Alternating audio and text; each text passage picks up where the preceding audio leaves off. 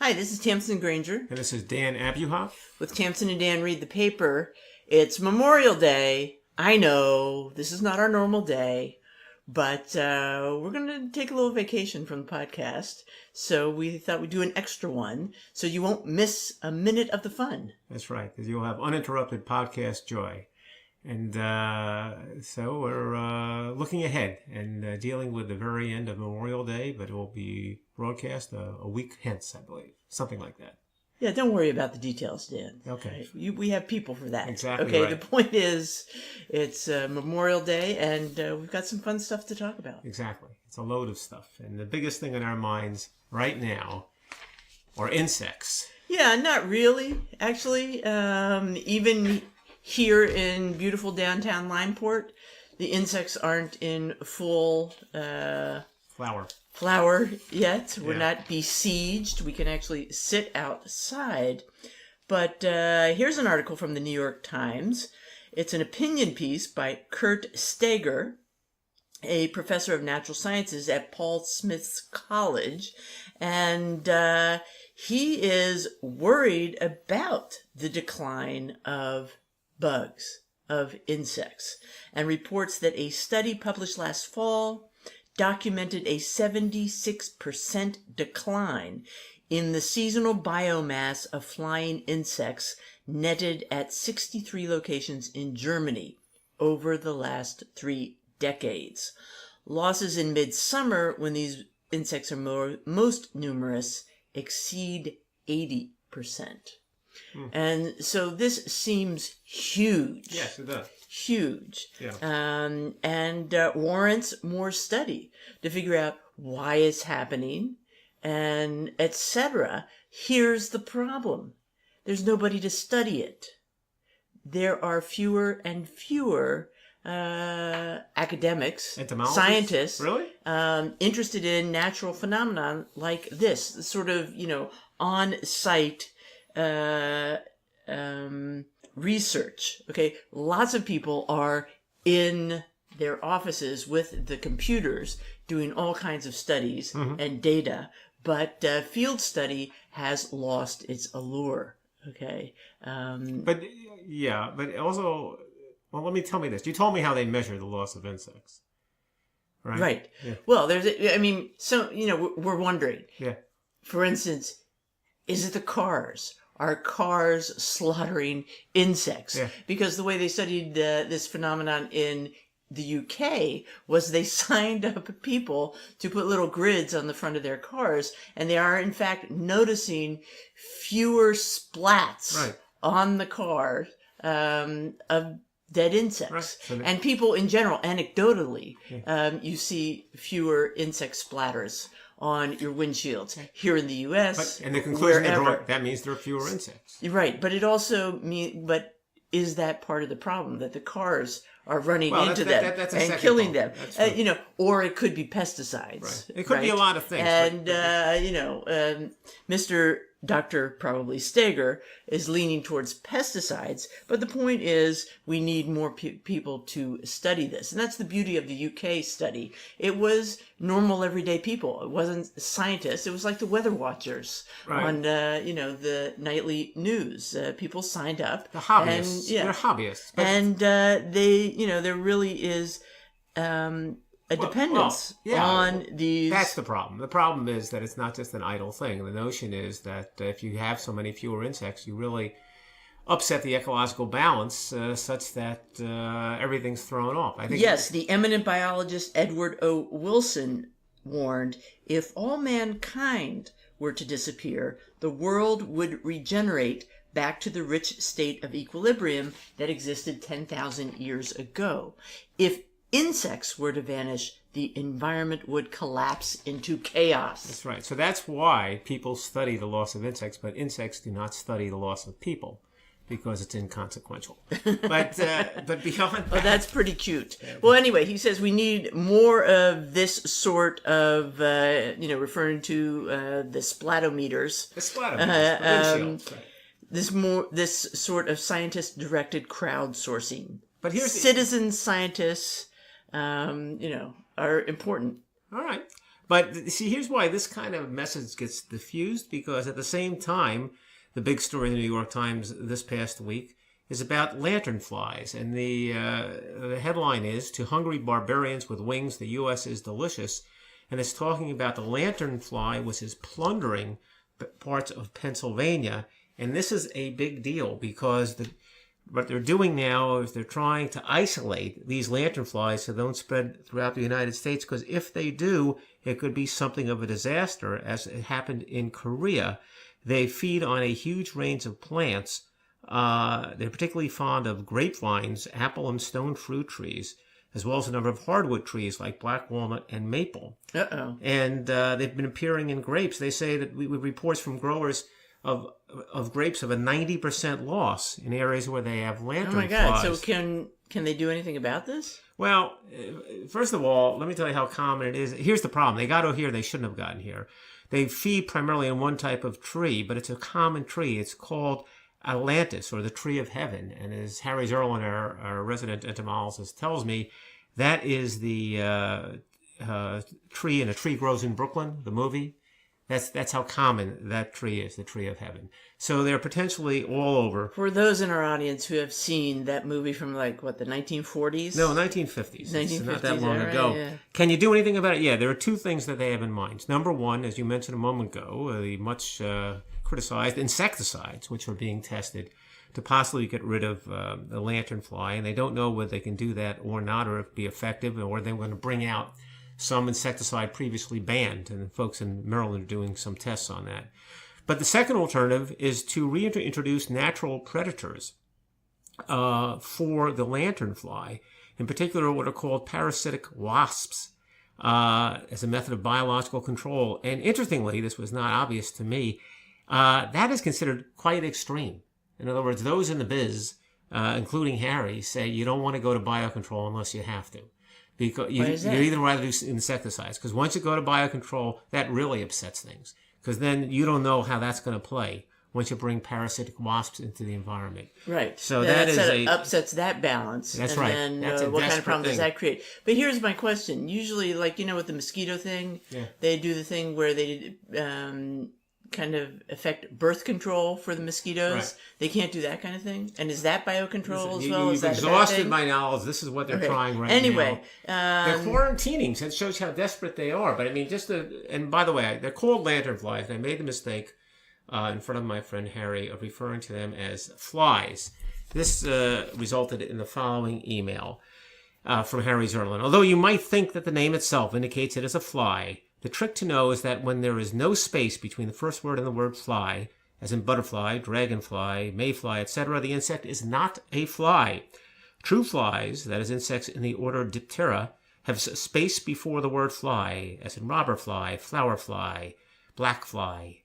Feel free to use in the podcast and educate the nation. So there we go. We've straightened that out. All right, as summed up by Dr. Steger, we are beginning to realize how lucky we are that dedicated expert and amateur naturalists like Harry that's right, remain to observe and record the distinctive flash of a firefly or the soft clatter of a dragonfly's wings. We need more of them, and soon. It's all on Harry. There's no question about it. And Kathy Easton. There are a couple of things about schools that were in the paper that are kind of oddball, but intriguing. One is that there's a headline in the Times that skipping school for cheap flight, it draws fine in Germany. And it talks about the fact... As well it should. Well, as well it should. Let me explain what's going on before you go crazy here. How often does somebody come up to me with a sad face and say, "I'm sorry, I'm going to miss the test because we're going to Disney World"? Well, but what's going on in Germany... Like it's an emergency. A Disney World emergency. Here's what happens. In Germany, if someone's driving someplace and they get pulled over by the police for whatever reason, and it's the day before vacation, and they see a school child in there, they say, "What's going on here? How come this child is not in school?" And if they don't get an adequate explanation, if the explanation is as thought to be, that they are leaving a day early on vacation to miss the traffic or get a head start, there is a fine, and the fine is serious. It's the equivalent of $1,200, all right? And at the risk of being, what? Stereotyping, it does sound like a German way to approach things. I knew you were going to say that. So how is it that they come about that? And the reason is that there's a national law in Germany, a national law that obliges school-age children to be in class during regular school hours. It's a national law, and it was passed in 1919. So that's consistent with your thought. It's a historical, traditional thing. The Germans weren't kidding around. Don't all school children have to be in school? I don't think there's a national law that says that they have to be in school. Then why do they show up? I don't know. Because people like you. In any event, exceptions such as for illnesses or special occasions need to be excused with a doctor's note or a letter from parents, and they require approval from the school, or else there's heck to pay. That's what's going on here. They're pulling people over, and they interviewed one of the policemen in Bavaria who pulls people over on a regular basis. And they said, look, I don't think it's such a big deal. It's not like they're forced to cancel their flights. We don't pull the child out of the car. We just fine them. So that's, if we're going to get serious in the U.S. about education. That is an interesting way to approach, some of these tax deficits. Budget deficits in these local municipalities. Another regressive tax, right? And so along the same lines about the importance of education, Frank Bruni in the Times writes an article called Aristotle's Wrongful Death, which is evocative and not entirely meaningful. So is he for or against education? He's for education. What the article is about, the way it begins is, history is on the ebb, philosophy is on the ropes, and comparative literature, please. And what he's talking about is, while those are all recognized collegiate majors, traditional collegiate majors, somewhat popular, in some schools, they're being eliminated as majors, with a thought that they don't connect enough to a future career, and they're being replaced with other subjects like computer science. So he gives some examples in specific schools. University of Illinois is one, a school called Assumption, which is another, in which art history, geography, and the classics were eliminated, but data analytics, actuarial science, and concentrations in physical and occupational therapy were added as majors. So they're eliminating these as majors because they feel they don't really connect with a possible career afterwards. And the question that Bruni's asking is that what college is all about? Is it necessary that everybody devote the majority of their studies for the purpose of a career afterwards? And what he argues is that, in fact, there is a benefit from a deep dive into a particular discipline and learning with some real intellectual rigor what something's really all about, drilling down on it. And are you not rewarded by that investigative education throughout your life? Isn't it worthy to major in something like that, as opposed to necessarily right away going to computer science? Well, I think that's a noble aspiration. Right. And, my dad's cousin Martha used to always say, you don't go to college to get a job, you go to college to get civilized. Okay. And well, so that there's the sense that if it is at all possible, I think the undergraduate education is meant to kind of do that. Right. And give you an opportunity to follow your dreams, whether they're in economics or art history or, Latin or comparative literature or whatever. It's a little bit limiting, I think, for all undergraduate pursuits to be vo-tech. Mm-hmm. But with a college education costing hundreds of thousands of dollars in many situations, how can anybody do that? How can anybody, it's not that easy to afford both, to get that undergraduate civilization and then move on to a specialization that can earn you a living. So that's a tough call. In fairness, he says it is a tough call. He makes another argument. And he says that, something, the idea of having colleges identify what they feel is a field that's going to be rewarded economically with an immediate job also might not be the best path to pursue, because colleges are going to be behind the curve on that. They're going to identify things. By the time they put together a program, it'll be the demand will be on to the next. Right, and that would be the worst possible result, that you have a narrow education in something that's no longer in demand. And we've already seen this happening with like the coding boot camps, etc. Well, they have filled a need. it's something that's even, you see bigger numbers on. Engineers, this used to always go in cycles. There would be schools which would focus on engineering, attract a lot of people. By the time those folks would graduate, there were no engineering jobs. And then a few years would pass, and then people would stop majoring in engineering, and now there's no longer a glut. Things go in cycles. And right. I think you'd have that problem. So in any event, but as you said, I mean, it's a tough choice. No one was ever really studying Latin or Greek or philosophy or art history to earn a living. Okay? Yeah, the problem is our lives have changed. The economics have changed. We shouldn't, eliminate these pursuits, but maybe the idea of a major needs to be re-examined. Maybe it's just unique to the law, but I have to say economics, which I guess is in the middle, philosophy, English, literature, all those things help me in the law, honestly. Even though they I can see that. I would up directly. Wholeheartedly agree. So it's tricky. Okay. There was just a funny sort of an article, almost a side reference. There's an article in the Times about the fact that the Obie Award for Best Play, and the Obies are the awards that go to off-Broadway plays, as opposed to the Tonys, which go to on-Broadway plays. So this is Obie. Obie, O-B-I-E. Off-Broadway. Off-Broadway. Oh, yeah, I never put that together. Okay. Never thought of that. Not opioid, Opie Awards. No, Obie. Obie. O-B-I-E. So went to a play called Describe the Night. And in the little article, and it attracted very little attention even at the Times. It was a squib. And yet, in the short article the Times felt it was a good idea to say that the New York Times review of the play was negative, with Jesse Green calling the play frankly tiresome. But so the New York Times complained about their own reviewer? They call out their own critic, okay. Jesse Green, because the rest of the sentence, they weren't trying to make the case that they thought the award wasn't deserving. They finished the sentence by saying, but other critics were more positive. Everybody liked it but Jesse Green. So the Times is saying, everybody liked this play, but our critic missed it. So they're just reporting the award and kind of explaining themselves. Right. Well, they don't explain themselves. By the way, you probably noticed. We got this critic. He doesn't know what he's doing. We hated it. Yeah. They're saying, Jesse, what's the story with him? So by total coincidence, Jesse Green had appeared on some podcasts and written an article this past week about giving negative reviews. And we know from reading Jesse Green's reviews of various things, he tends to be negative. But what prompted... Sometimes it's due to his being ill-informed. Sometimes it is. And maybe it was in this case, but it's interesting. So what really prompted his writing and appearing about it wasn't this play. Matter of fact, the article I'm thinking of by Jesse Green appeared before the Opie Awards were given out.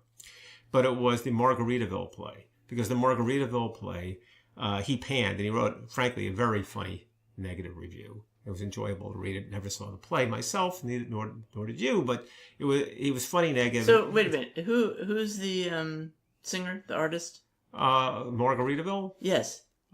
You will think of it while I'm talking. But come on, and no one's more famous than this guy. I'll look it up.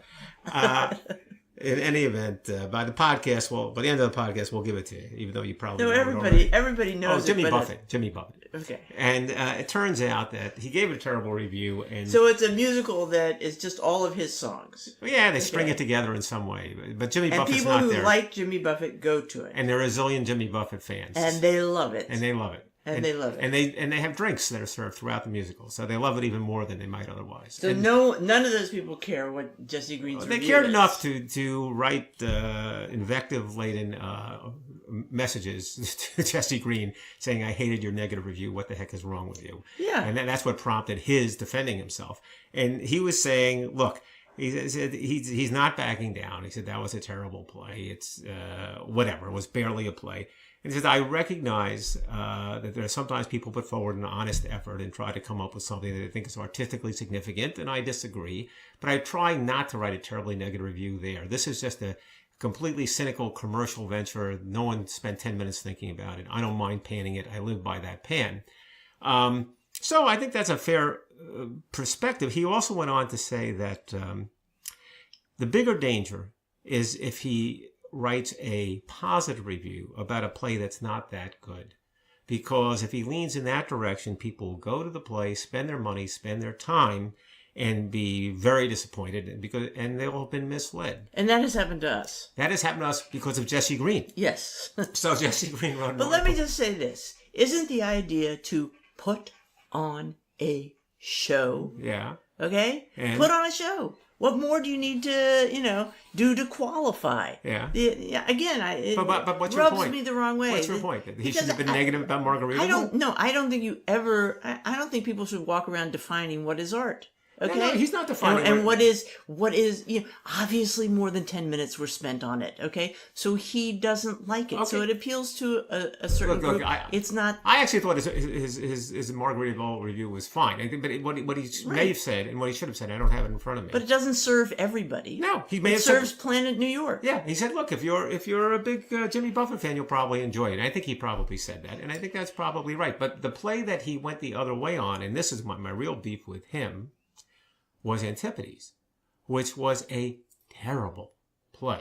And I went back and looked at his review. I mean, not only was it bad, but it's the way the theater was set up. You could see across, it's like theater in the round. So you're looking at the audience on the other side of the stage, and people have their mouths open in pain watching this play. We expressed this. And before. I looked back at his review, and his review said really kind of sidestepped the issue, and it said something like, well, I think this is the play that someone had to write because they're moving on to something else. And I realized he also said that he's friendly with the playwright and has spent time with the playwright, and he should have panned the play. So, in any event. And other people did. Many other people did. Yes. So, but we were all right, enough. So taken in. Yes. So, enough about Jesse Green. But we'll keep an eye on him. But you got to be careful. Speaking of art. You got to be careful. Go ahead. Speaking of art. New book about Gainsborough. And it's by Thomas Gainsborough, the British artist. And it's by, I think it's by James Hamilton. Okay. Well, not the Lambertville James Hamilton, but an art historian, James Hamilton. Yes. And there's a review of it in the Wall Street Journal by Maxwell Carter, who is the head of Impressionism and Modern Art Department at Christie's in New York.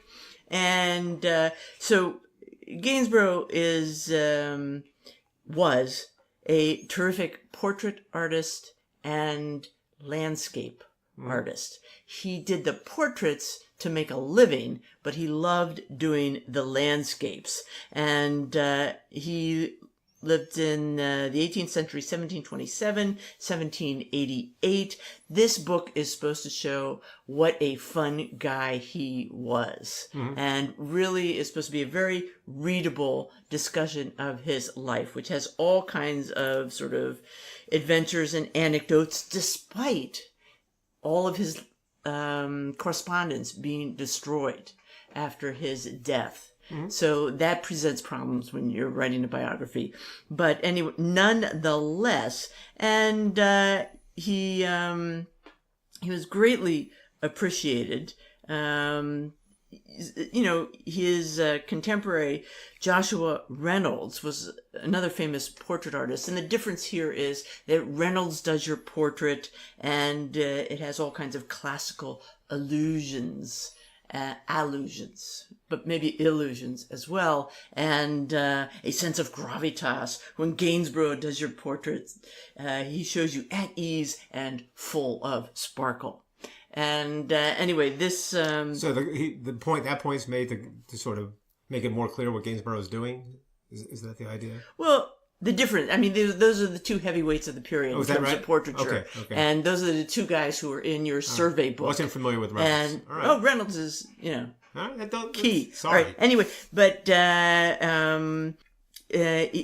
he even bought a particular Gainsborough piece called Girl with Pigs. John Constable mooned over one of Gainsborough's country views. I now, he says, even now think of it with tears in my eyes. No feeling of landscape has ever equaled it. Walter Armstrong, the director of the National Gallery of Ireland, suggested that it would not be rash to call Gainsborough the first and the best of the Impressionists. Oh, okay. News to me. When did he live? He ain't French. Okay, 1727. 1788. So Really? that's like a century before Right. Monet, etc. Yeah. Okay. So anyway, he is worth a look. There's a discussion of a fun double portrait with landscape of Mr. and Mrs. Andrews, and Hamilton points out all these sort of not erotic, not pornographic, but kind of body subtext. Really? In the portrait. We can talk about that later. Which I'll tell you about later. Yeah. So anyway, the point is, it's supposed to be, I read some other reviews besides this. It's supposed to be a fun book to read, very readable, even if you're not an art historian. And I just want to end with, at the end of the review, there's a little story about, he was, as an adolescent, he knew from the get-go he wanted to be an artist. And we'll never know, this review states, just exactly who he was, because, all this correspondence and stuff is lost. But we do know about his talent, and cites this little story when the adolescent Gainsborough forged letters in his tutor's hand, excusing him from school. His father was apoplectic. "Tom will one day be hanged," he said. His tune changed on seeing the drawings his son produced on those stolen afternoons. "Tom," he said, "will be a genius." Well, maybe he was. So keep that in mind as you think about your own children. Okay, sometimes. Well, okay, fair enough. I will keep that in mind. Another book. Sometimes it's hard to spot the, I'm still looking. Yeah, the other book, we'll talk about the Roger Kahn Reader, which is Roger Kahn, edited by Bill Dwyer. But it's Roger Kahn is a great sports writer. He's still alive. He's an older man.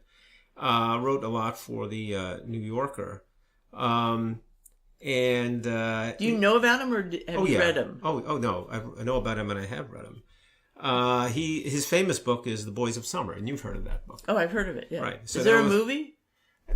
I doubt it. I don't know. They would have had film clips. I mean, The Boys of Summer, just so people are clear, was written in the early 70s, and it's about the Brooklyn Dodgers of the late 1950s, and it became an enormously popular baseball book. And it's a book about Pee Wee Reese, Carl Furillo, Duke Snider, Gil Hodges, and it just was a tremendously popular bestseller.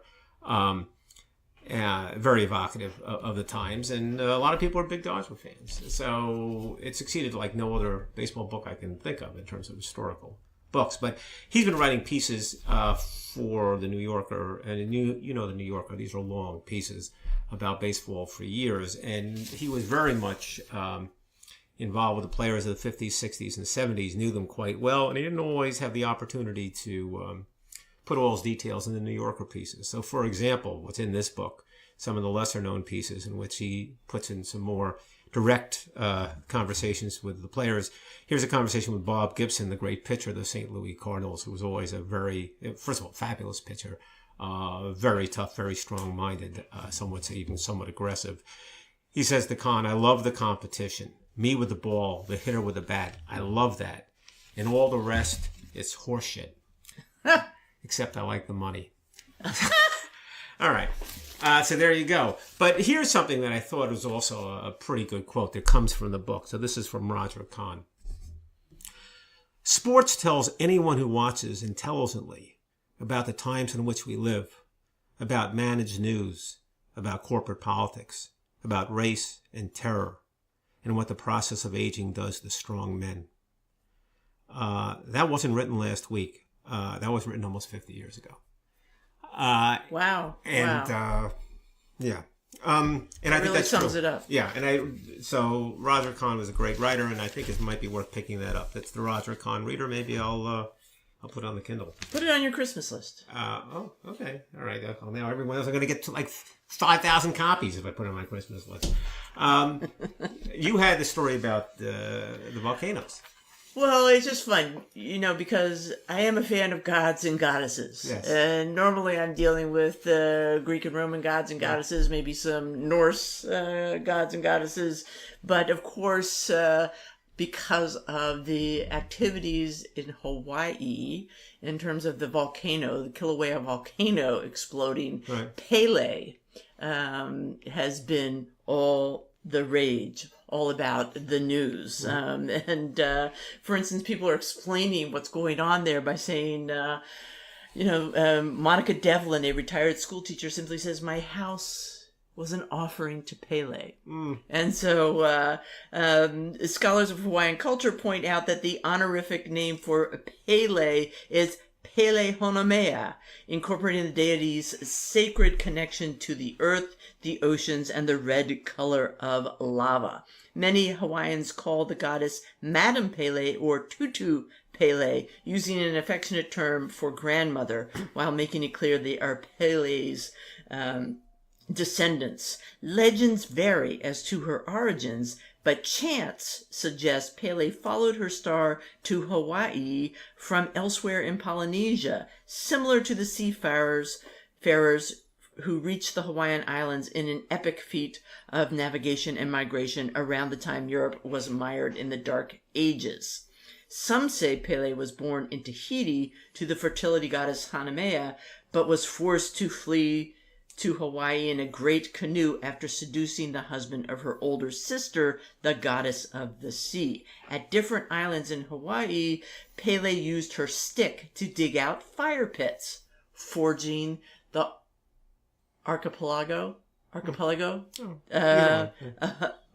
the archipelago's magnificent volcanic craters. So, this goes back to that old concept of a god or goddess who just, has their life or has their existence, lives however they live. They want certain things. We also want certain things. They give us certain things. We give them certain things, not telling us exactly how to live or what to do, as other concepts of gods, but just having their own sort of foibles and predilections and emotions for themselves. If it helps you accept having your house taken away by a volcano, then it's a way of explaining this total destruction. Yeah. And then what they always say is this volcanic soil that results brings tremendous fertility and growth. So it's one evacuee says Pele is a shapeshifter who can easily appear in human form. If you see her hitchhiking, pick her up. If you have a bottle of gin, even better. Pele, like her descendants, likes a little mischief. Okay. All right. Couple of quick obituaries. Billy Cannon died. I know from talking to you, Tamsen, that Billy Cannon was no longer famous. He was the Heisman Trophy winner in 1959. How did I miss that? He was a kid who was in my youth. He was a kid who was in trouble. Did they even have TV back then? From Louisiana, they did. And he would have perhaps gone nowhere, except the fact was that he ran the 100-yard dash in 9.5 seconds, which is pretty darn fast. And that will get you somewhere. It does. It makes you a star football player at LSU. The team became the number one team in the country. His senior year, they had a 10-0 record. He won, as I said, the Heisman for the best player in the country. He was the first choice in the professional draft. He played, a number of seasons in professional football. He graduated, by the time he got out of professional football, he had a dentistry degree. He became an orthodontist. He also got into real estate, and he went to prison, which doesn't make a lot of sense because he would had everything going for him. And he even had a career to fall back on when he got out of football. And yet, no one could ever explain. He ended up being involved with a bunch of counterfeiters who printed a total of $5 million in counterfeit bills. And he was sentenced to 5 years in federal prison. He served 4. He came back and he went to his dentistry practice, which failed. and he ended up basically selling all his memorabilia so that he could eat at the local diner, and it all went downhill. But he didn't have everything going for him. I guess not. Okay? Well, obviously he was not a good dentist. Yeah. So he was looking for a way out, and he was desperate. Well, they asked a friend at the end of the day to try to explain to him. He said Billy's gone through life figuring he could do anything and get away with it, and that he was above the law, and I guess he was wrong. And, maybe that goes on with some of these athletes. I don't know. Obviously O.J. Simpson, I know that's a more serious crime. But there's Paul Hornung was suspended from football for a year for gambling. Another Heisman Trophy winner. I don't know. Maybe it goes with the territory to some degree. I don't know. But it's not as if these folks are anointed, and once they get over the hump and they're famous and wealthy, they don't run into trouble. A lot of them do. Well, they're not on easy street. No. The other one is Clint Walker. Maybe this means something just to me, but I don't think so because it got a pretty big obituary in the Times. He was a country western television hero. In the early 1960s, he was a star of a show called Cheyenne, which was seen on ABC from, I see now, 55 to 63. I was one loyal viewer. I was not the only one. And he was a mountain of a man, 6'6", with shoulders that they said had snow on them. He was so high and so wide. And it wasn't just the dandruff? No, that wasn't pre-head and shoulders? A man of few words. He said he owed his fans action, and action is what they got. They could barely fit him in the frame of the camera. But they did the best they could, and he went from one adventure to the other out in the Old West. His story, actually, is that he wasn't going anywhere in particular in terms of his career, and he was just a bouncer, basically out at the Sands Hotel in Las Vegas when Van Johnson spotted him and said to Clint, you should be in pictures. And he helped make a connection for him. And, this is kind of a funny story. He got an interview with Cecil B. DeMille, right? You remember the great director? Going straight to the top. Exactly, Cecil B. Well, Van Johnson's a big figure, right? All right. So, and on his way to the studio, he stopped to help an older woman change a tire. As Mr. Walker told the story, when he got to the meeting, DeMille said sternly, "You're late, young man." Mr. Walker recalled thinking, "Uh-oh, my career has ended before it began." And he explained that he had stopped to help someone on the freeway, to which DeMille responded, "Yes, I know all about it. That was my secretary."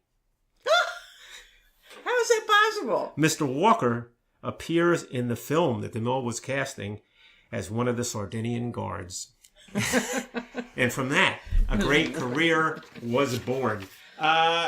And finally, we want to leave you with the critical information you need about the Belmont Stakes. Yes, I do need some information. Okay, so you're right now we're riding 2 for 2. We're riding on a crest which is unparalleled. You have picked the last place finisher in the Kentucky Derby and the Preakness. The first two jewels of the Triple Crown, and all that stands before us is the Belmont Stakes.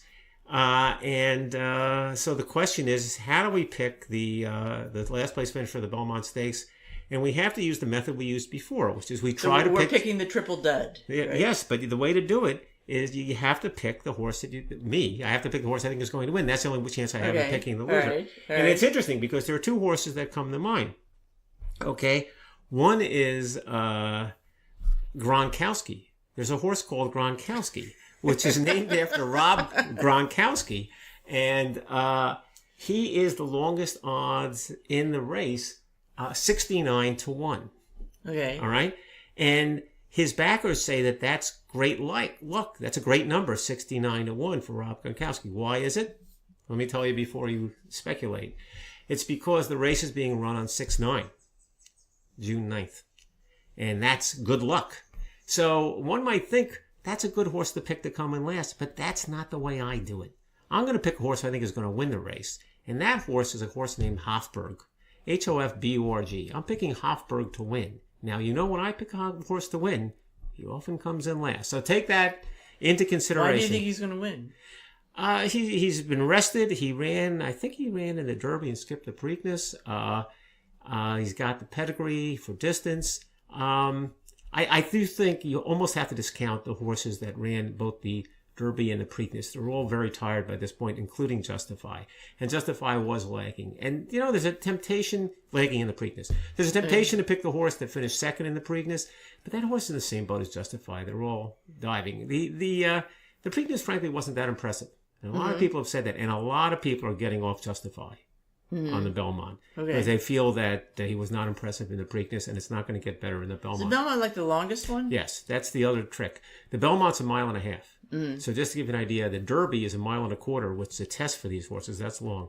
The Preakness is 1.316 miles, a little shorter, a little more what they're used to. Yeah. But then the Belmont's 1.5 miles. Wow. And 1.5 miles is tough going. All right. So in any event, I'm picking Hofburg. What does that mean? I don't know. We'll see. He'll win or he'll come in last. It's a high-low strategy. But there's Gronkowski for those who really want to make a killing. You heard it here first. And you won't hear it anywhere else, probably. Probably not. Okay, so that's it for today. From Tamsen and Dan, read the paper. And thanks. We'll see you next time.